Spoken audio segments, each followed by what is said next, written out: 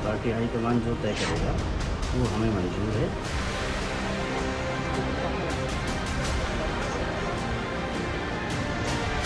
मैंने ये बात कही कि आला कमान के पास हमें चलना चाहिए।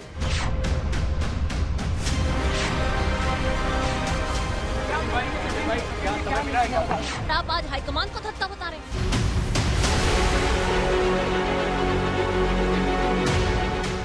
हाईकमान देगा फैसला, उनके साथ हैं।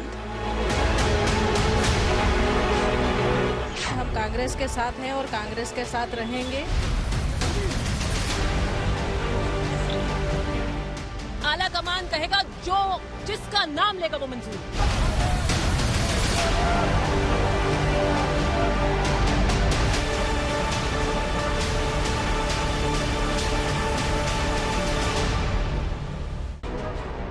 हाई कमान और आला कमान यानी कांग्रेस अध्यक्ष सोनिया गांधी, जिनके प्रति अपनी वफादारी की दुहाई देकर 5 महीने पहले अशोक गहलोत कहते थे कि मेरा इस्तीफा तो परमानेंट सोनिया गांधी के पास रहता है।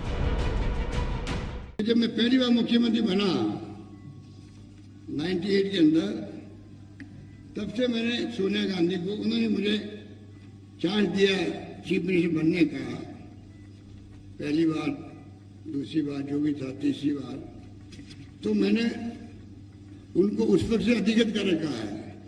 मेरा इस्तीफा तो परमानेंट उनके पास में है, आप समझे? तो मेरा इस्तीफा परमानेंट उनके पास में है। तो आप सोच सकते हो कि बार बार ये आना नहीं चाहिए कि मुख्यमंत्री बदलना क्या हो रहा है। जब मुख्यमंत्री बदलना होगा तो कानो कान किसी को मालूम नहीं पड़ेगी, ज्ञान नहीं होगी। इसलिए मैं कहना चाहूंगा कि आप निश्चिंत रहें। आप जो है ये अफवाह में नहीं आया, अभी मैं 2-3 दिन अफवाह सुन रहा हूँ कि फला ये हो गया, फला वो हो गया, पता नहीं क्या कहते रहते हैं। तो मैं सोचता हूँ बिना मतलब का लोग कंफ्यूजन हो जाते थे तो गवर्नेंस पे भी फर्क पड़ जाता है। जो अपना इस्तीफा परमानेंट सोनिया गांधी के पास पड़ा होना बताते थे, मंगलवार दोपहर तक उनके समर्थक हाईकमान को नंबर की ताकत दिखाते रहे। डेमोक्रेसी में फैसला संख्या के आधार पर होता है। देश में लोकतंत्र बचाने के लिए राहुल गांधी पदयात्रा कर रहे हैं। लोकतंत्र ये कहता है कांग्रेस पार्टी में यदि 100-102 एमएलए एक तरफ है, 18-19 एमएलए एक तरफ है, तो 102 की आवाज सुनी जानी चाहिए भाई साहब। क्या पिछले 4 दिन से हाईकमान को गहलोत गुट सीधा चैलेंज नहीं करता रहा? सवाल की वजह ये कि गहलोत समर्थक अपने साथ विधायकों की ताकत गिना रहे हैं। रविवार दोपहर तक खुद गहलोत कहते आए कि कांग्रेस अध्यक्ष को अधिकार देने के एक लाइन के प्रस्ताव से सीएम का चुनाव हो जाता है। परंपरा रही है शुरू से ही कि हमेशा हम लोग जब कोई विधायक बैठे होते दल की चुनाव के वक्त में या मुख्यमंत्री के चयन के लिए, तो एक लाइन का प्रस्ताव जरूर पास होता है तो भाई हम अधिकार देते कांग्रेस प्रेसिडेंट। ये हमारी परंपरा रही है। जिस एक लाइन के प्रस्ताव वाले फॉर्मूले से अब तक अशोक गहलोत राजस्थान में मुख्यमंत्री बनते आए, वही फॉर्मूला कांग्रेस अध्यक्ष को अधिकार देने की जगह सीधे संख्या बल और लोकतंत्र की याद कराती बातें गहलोत समर्थक मंत्री और विधायक करते दिखे। 102 एमएलए, 90 एमएलए, 92 एमएलए यदि एक आवाज उठाते हैं तो संख्या बल के आधार पर लोकतंत्र में फैसला होता है। बिना संख्या के लोकतंत्र में फैसले नहीं हुआ करते। अब दस्तक देते कुछ सवाल है। क्या राजस्थान में बगावत की राजनीति जो रविवार को शुरू हुई उसने सोमवार शाम से पलटा खाना शुरू कर दिया था? क्या गहलोत के समर्थन में विधायक ज्यादा हो सकते हैं लेकिन वो हाईकमान के खिलाफ नहीं है? क्या गहलोत और हाईकमान के बीच चुनने की बारी आएगी तो विधायक कांग्रेस के दिल्ली की सुनेंगे, जयपुर या जादूगर की नहीं? इन सवाल के उठने और सवाल का जवाब देने वाले ये चेहरे हैं। ये वो चेहरे हैं जो बताते हैं कि गहलोत गुट की तरफ से वफादारी की कस्में खाने के बावजूद कैसे चुनौती सीधे गांधी परिवार को दी गई। ये वो चेहरे हैं जो सबूत देते हैं कि भले इनके साइन इस्तीफे वाले दांव में शामिल हैं, लेकिन दिल और दिमाग से ये हाईकमान की सुनते हैं, किसी और की नहीं। जैसे मंगलवार को दिन की ये तस्वीरें देखिए जब अशोक गहलोत से मिलने के लिए कई मंत्री और विधायक पहुंचते हैं। इन तस्वीरों में मुख्यमंत्री बहुत आराम से सबसे मिलते दिखते हैं। गहलोत समर्थक इन्हीं विधायकों में ये है मदन प्रजापत, कांग्रेस के बाड़मेर से विधायक है। गहलोत खेमे के विधायक मदन खुद कहते हैं कि बड़ा दिल दिखाना चाहिए था, पायलट का क्रेज है, सीएम बनाना चाहिए। पालन तो सोनिया गांधी के आदेश का ही होगा। बड़ा दिल रखना चाहिए। कोई जोश में, आक्रोश में आकर जो गलत सलाह दे रहा है, कोई ऐसा नेता नहीं है जो माननीय सोनिया गांधी जी के आदेशों की पालना नहीं करेगा। युवा और जनता में सचिन पायलट जी का क्रेज है। पार्टी के हित में तो ये है कि सबको बड़ा दिल रखे।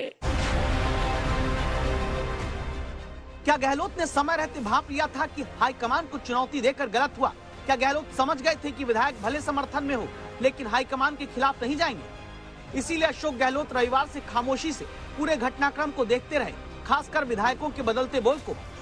जैसे गहलोत के साथ ही खड़े ये हैं खुशवीर सिंह जोजावर, निर्दलीय विधायक हैं, जो खुद बताते हैं कि धारीवाल के घर हुई रविवार की बैठक में इन्होंने हाईकमान के पास जाने की वकालत की थी। धारीवाल साहब के घर पहुंच गए,